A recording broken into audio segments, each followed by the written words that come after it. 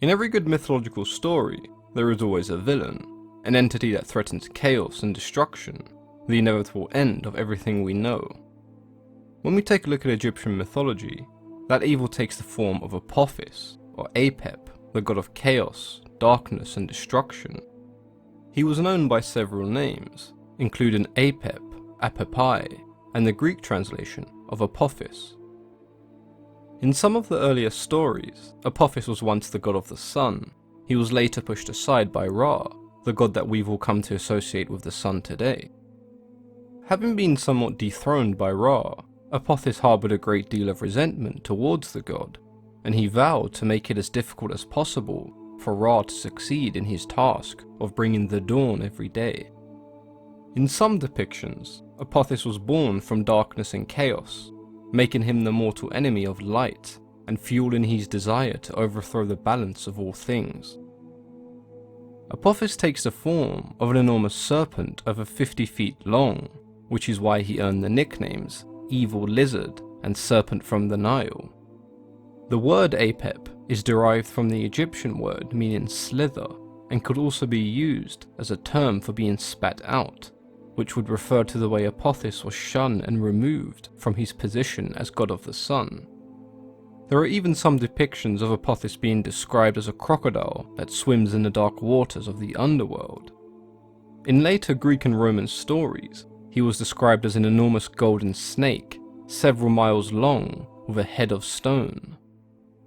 Apophis was just one of the many gods to have been born from the goddess Neith, making him brother to many of the predominant gods in Egypt, including Ra, Serket, and Sobek. Every day when Ra would travel across the sky in his solar barge, bringing the dawn, Apophis would await to attack the sun god in an attempt to plunge the world into darkness. As a result, Ra enlisted the help of numerous defenders that would make the journey with him. When Apophis would show up to block the way, they would slit the belly of the serpent open, allowing Ra to pass. There is a story regarding the two, where one morning Ra was performing his duties, when Apophis swallowed the barge whole. Ra transformed himself into a cat, and with the help of Set, they were able to cut themselves free from inside Apophis and continue their journey. With cats and snakes being seen as natural enemies, the story of Ra transforming into a cat to defeat his nemesis does make sense from a symbolic standpoint. In other stories, Apophis would hypnotize Ra and all of his followers. Only the god Set would be able to resist the serpent, and he would repel him with his great spear.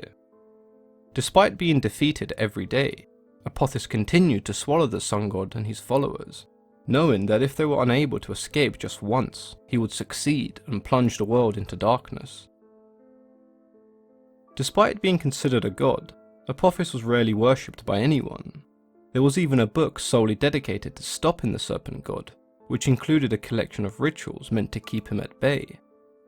The people of Egypt believed that Apophis would lead an army of demons that would prey upon the living and the dead each year.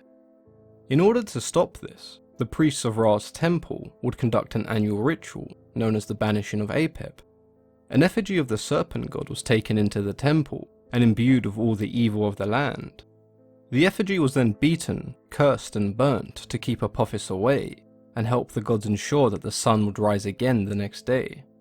The book containing these rituals and magic spells devoted to stopping him was known as the Book of Apophis. I hope you guys enjoyed taking another look at some Egyptian mythology. If you did, let me know in the comments below what you thought, but as always, I've been your host, Mythology and Fiction Explained.